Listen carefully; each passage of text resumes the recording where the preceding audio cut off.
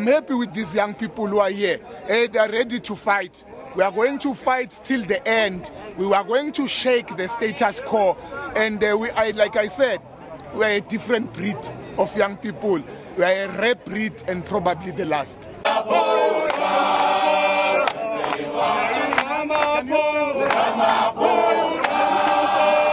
Youth Day, to me as a young person, is a day that unifies all the people who have been through the struggle of fighting for their right to education.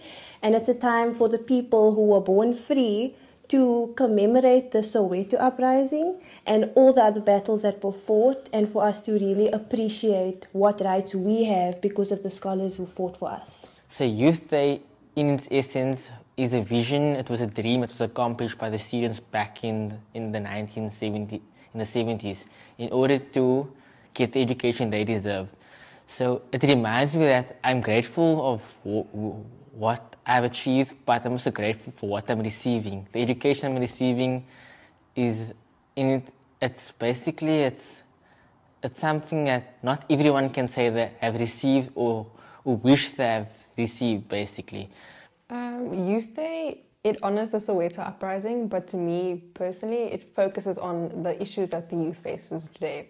Issues being single parent households and growing up too fast. In South Africa, children, they have to put their childhood aside and focus on and bear the responsibilities that their parents have put on them, such as making ends meet. Don't turn police to be enemies of young people, because it is very wrong.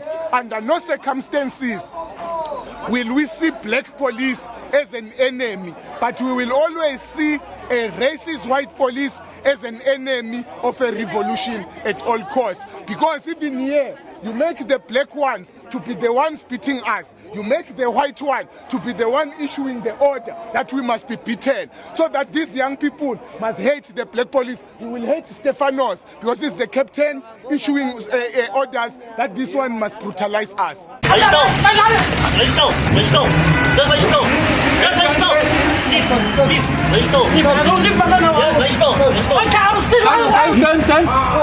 So on June the 16th in 1976, my understanding is there was a mass peaceful protest against the new Bantu Education Act, where they were forcing students to learn in a foreign language that they didn't understand.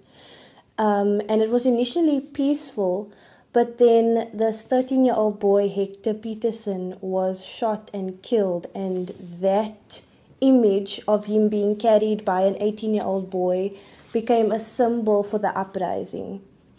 So to my understanding, speaking to various people that actually lived through that decade, through that time era, it was non-whites standing up for what they wanted. They wanted a proper education, because the Bantu system, they did not appreciate it. It wasn't equal. And when the government said that everything had to be instructed in Afrikaans, that made him it just went past a breaking point, and they needed to get their voice heard, and that's why they took to the streets, and as a peaceful protest, which led to bloodshed and tears being lost, which it's a hard topic, but it's for us to understand that what we have today didn't come easy. It took time, and sacrifices had to be made in order for us to have what we have today. On June 16th, 1976, students embarked on a peaceful protest against the Bantu education, which made Afrikaans a compulsory medium in schools. Students stepping up and making this decision to protest reminds me of the youth and their strength and the unity they have to fight about issues that concern them. So when I think about June 16th, 1976, it reminds me of the fact that the youth has a voice, and we're able to step up for ourselves and make our issues known to the public and everyone around us.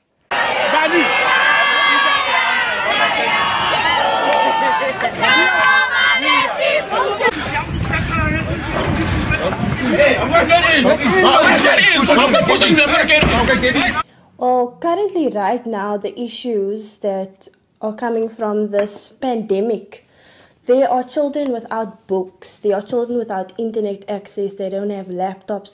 They can't even network with each other, which means that they can't actually finish matric. I'm a matriculant right now. I can do all my stuff online.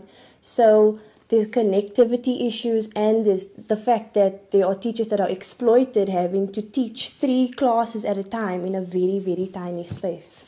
So what challenges are faced by South African students in order for them to learn? Well, corruption and racism.